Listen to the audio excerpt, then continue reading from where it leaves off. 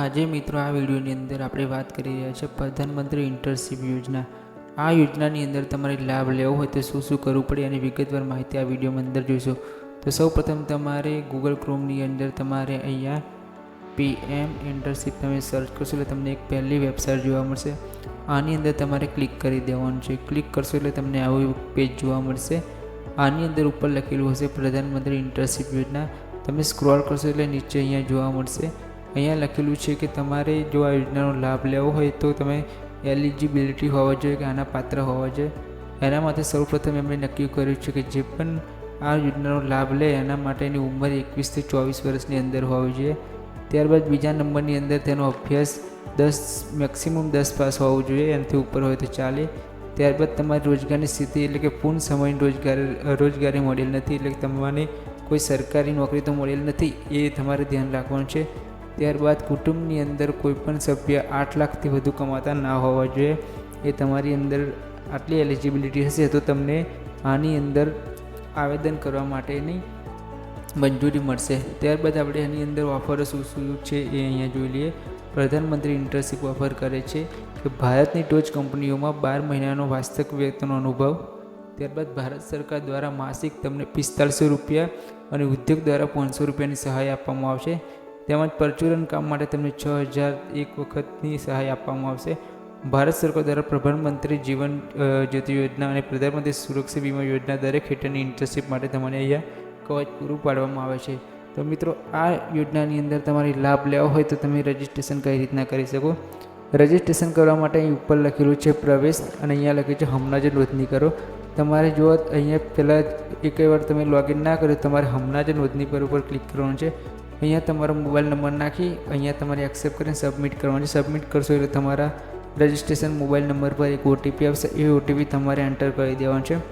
OTP enter કરશો એટલે તમારા મોબાઈલ નંબર પર એ મેસેજની અંદર એક પાસવર્ડ આવશે. એ પાસવર્ડ તમારે એન્ટર કરી દેવાનો. ત્યારબાદ તમારે નીચે ન્યૂ પાસવર્ડ પર તમારો એક નવો પાસવર્ડ બનાવો છે. નવા પાસવર્ડની અંદર AB કેપિટલમાં A, સ્મોલમાં BCD @ 1 2 3 4 એવું તમારે બનાવી દેવાનું છે.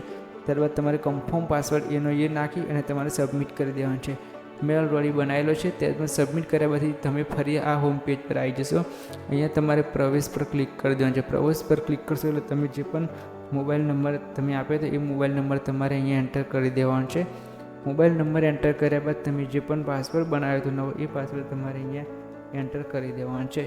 પાસવર્ડ એન્ટર કર્યા બાદ તમે લોગિન કરશો એટલે આવું એક તમને કેપ્ચા કોડ જોવા મળશે. આ કેપ્ચા કોડ તમારે અહીંયા દાખલ કરી દેવાનો છે. કેપ્ચા કોડ દાખલ કરીને તમારે લોગિન પર ક્લિક કરવાનું છે. લોગિન પર ક્લિક કરશો એટલે આવું એક ઇન્ટરફેસ જોવા મળશે. આની અંદર સૌપ્રથમ તમારે શું શું કરવાનું છે 1 2 3 4 5 6 સ્ટેપ તમારે અહીંયા ફોલો કરવાનું છે. સૌપ્રથમ તમારે KYC કરવાનું છે. KYC કર્યા બાદ તમારે પર્સનલ ડિટેલ એન્ટર કરવાની છે. પર્સનલ ડિટેલ એન્ટર કર્યા બાદ ત્રીજા નંબરની અંદર તમારે કોન્ટેક્ટ ડિટેલ એન્ટર કરવાની છે. કોન્ટેક્ટ ડિટેલ એન્ટર કર્યા બાદ ચોથા નંબરની અંદર તમારે એજ્યુકેશન ડિટેલ કે તમે કેટલું એજ્યુકેશન લીધેલું છે એ તમારે એન્ટર કરી દેવાનું છે. ત્યારબાદ તમારે પેમેન્ટ માટે એક બેંક ડિટેલ એન્ટર કરવાની રહેશે. જે તમારી બેંક તમારા આધાર કાર્ડ સાથે લિંક હોય, PMS હોય એટલે કે DBT એકાઉન્ટ હોય એ જ એકાઉન્ટ તમારે એન્ટર કરવાનું રહેશે.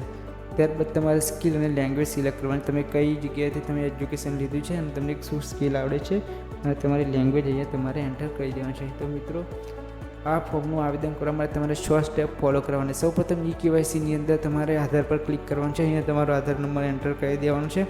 આધાર નંબર એન્ટર કર્યા બાદ આ કેપ્ચા તમારે ફિલ કરવાનું છે. અહીંયા રીડ ફોર કોન્સેપ્ટ પર લખેલું એની પર ક્લિક કરી તમારે આ જે લખેલું છે તમારે એકવાર વાંચી લેવાનું છે. ત્યારબાદ હાઇડ કરી અહીંયા તમારે કેપ્ચા એન્ટર કરી સેન્ડ OTP પર ક્લિક કરશો. તમારા રજિસ્ટ્રેશન મોબાઈલ નંબર પર એક OTP આવશે. OTP નાખશો એટલે સબમિટ થઈ જશે. તમારા આધાર કાર્ડ સાથે જે પણ એડ્રેસ જે પણ ડેટા રહેલો છે એ ઓટોમેટિક અહીંયા લઈ લેશે. બરાબર છે. ત્યારબાદ તમારું પહેલું સ્ટેજ પૂરી થશે. ત્યારબાદ પર્સનલ ડિટેલની અંદર જે પણ તમારું સેમ એડ્રેસ હતું એ એડ્રેસ તમારે નાખીને તમારે એન્ટર કરશો એટલે તમારું બીજું સ્ટેપ પૂરું થઈ જશે.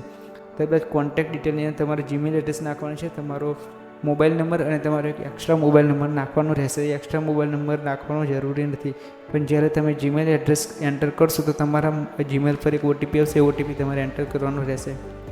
ત્યારબાદ તમારે એજ્યુકેશન પર તમારે જવાનું છે, કેટલું ભણેલા છો કયાંથી તમે ભણેલા છો, તમે ગુજરાત બોર્ડના છો કે યુપી બોર્ડના, જે પણ તમે બોર્ડ તમારું લાગતું હોય એ વસ્તુ તમારે એન્ટર કરી દેવાનું છે. આ બધી વસ્તુ તમારું માર્કશીટની ઉપર તમને બધું મળી જશે. ત્યારબાદ તમારે માર્કશીટનો એક ફોટો સ્કેન કરી અને એ પણ અપલોડ કરવાનો રહેશે. ત્યારબાદ બેંક ડિટેલમાં તો તમને ખ્યાલ આવી જશે, તમારો IFSC કોડ અને બેંક ડિટેલ એન્ટર કરી દેવાનું છે. ત્યારબાદ તમારે સ્કિલ અને લેંગ્વેજ એડ કરી અને સબમિટ કરી દેશો એટલે તમારું ઓટોમેટિક સબમિટ થઈ જશે. સબમિટ થયેલું એપ્લિકેશન જોવા માટે તમારે વ્યૂ એન્ડ એપ્લાય ઇન્ટર્નશીપ પર ક્લિક કરવાનું છે. અહીંયા તમને તમારું સબમિટ એપ્લિકેશન જોવા મળશે અને જે તે કંપનીએ તમારું ડોક્યુમેન્ટ જોઈશે અને તમારું CV જોઈશે એટલે તમને ઓફર કરશે અને એ કંપનીની અંદર તમને ઇન્ટર્નશીપનો લાભ મળી રહેશે.